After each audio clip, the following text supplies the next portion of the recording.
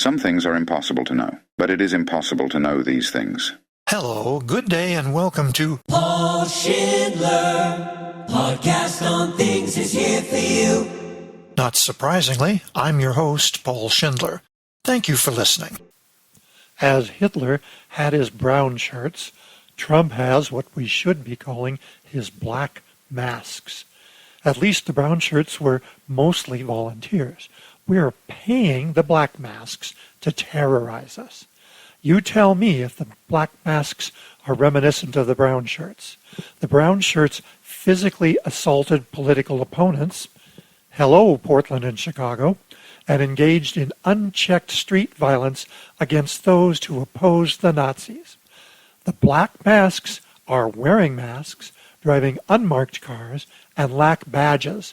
As for ID, well, we don't need no stinking papers, and then demand yours. How do we even know if the black masks are federal employees? No shutdown for them, of course. So, the First Amendment Doomsday clock remains at 10 minutes before midnight. The hot air bag, temporarily occupying the president's office, bloviated a suit against ABC for making in-kind political contributions with its programs. Apparently, neither he nor his attorneys have ever read the law, which specifically excludes entertainment. Since he's Taco, he'll probably never file the lawsuit. But as a lawyer friend once told me, anyone with $400 and a piece of paper can file a lawsuit for any amount of money they can imagine.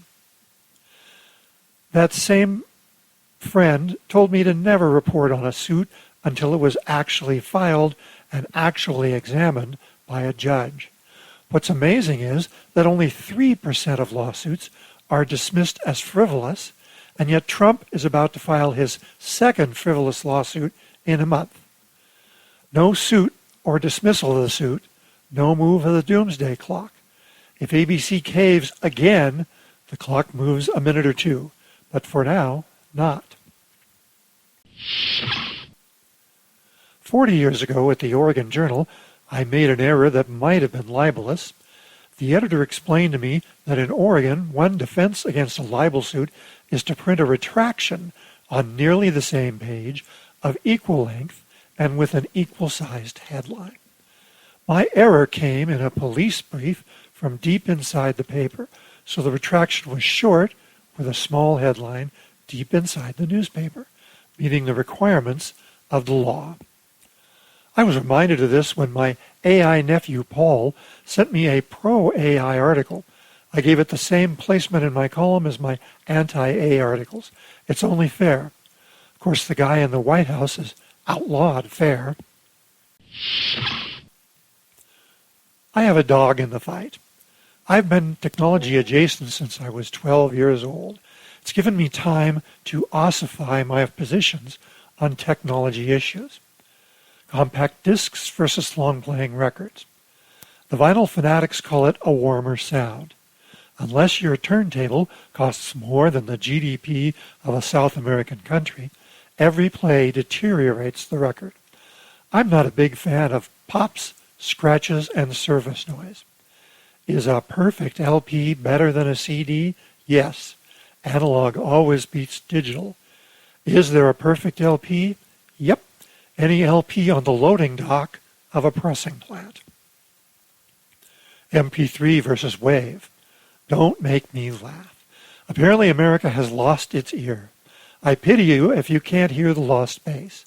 At least some people still have woofers or quality headphones. Earbuds? It is to laugh. You might as well be listening to an AM car radio or a 78... I'm sorry, I'll read that again. You might as well be listening to an AM car radio or a 78 RPM recording. Small files produce a much smaller musical universe. And speaking of music, mono versus stereo. Young people may be surprised to hear this was once a discussion.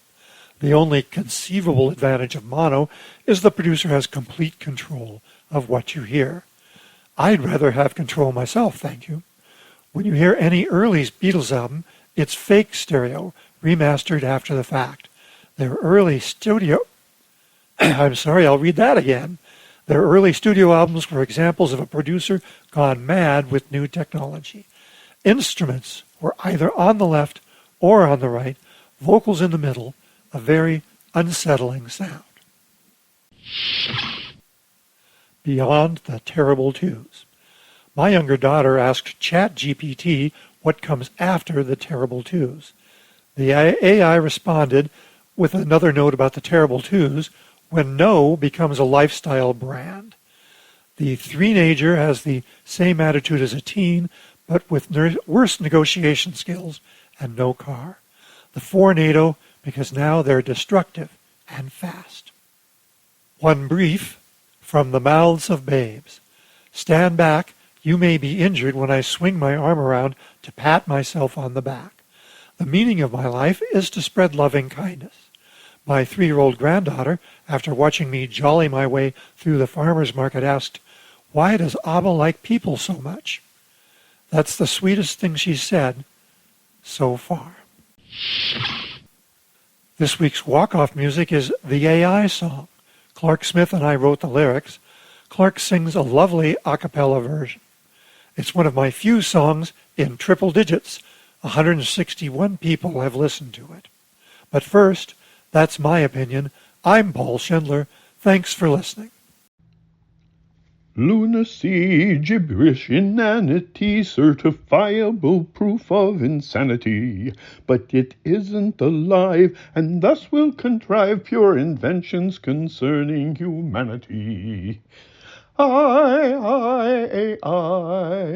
Its answers pop out willy-nilly in its own universe. For better or worse, it's doubtlessly foolish and silly.